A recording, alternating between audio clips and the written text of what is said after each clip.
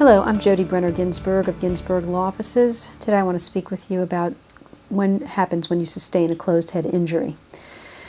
Unfortunately, for many workers, sustaining head injuries is a very devastating type of situation. It's not only devastating for you, but also your family members. Many times what you have in an industrial accident is somebody may be working as a carpenter or a contractor, and whether you're wearing your hard hat or not, something falls from some area above you and you get hit on the head. That's a pretty significant example. Or you may fall from scaffolding and land and hit your head. It may not even be a direct hit, but it's something where your head snaps back and you may hit the ground. You know what you sustain when you sustain a head injury. It is painful. You have headaches. You may be nauseated and dizzy. You may unfortunately be unconscious, and when there's any level of somebody being unconscious, it's very important to keep a good watch and close watch on that individual. In many situations, whether you're taken to the emergency room or an industrial clinic, you're going to get a fairly quick review of your head unless there's a blood clot immediately that's noted. And the only way to note that, obviously, is if they do a CT scan or MRI of your brain. Many times in a workers' comp injury, you may have a combination of injuries, meaning you hurt your neck or your back and your head.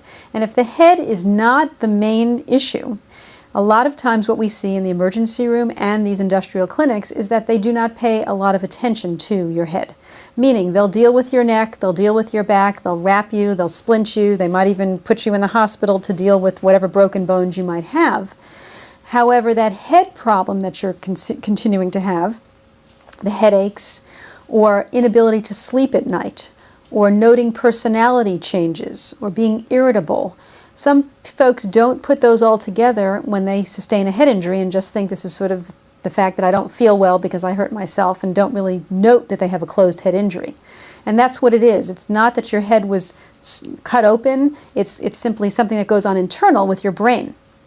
And the brain is something that is something that even doctors don't understand exactly all of the implications of when it sustains trauma, what can happen. So as your lawyers, we are very, very adept at asking you a lot of questions, and while we're not doctors, we do know a lot about head injuries.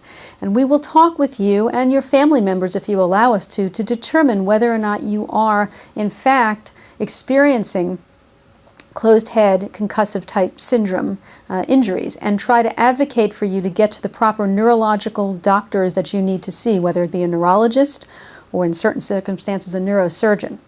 If you would like help with any closed head injury issues that you're having and things of that nature that I've just described, please do not hesitate to call us at 770-351-0801.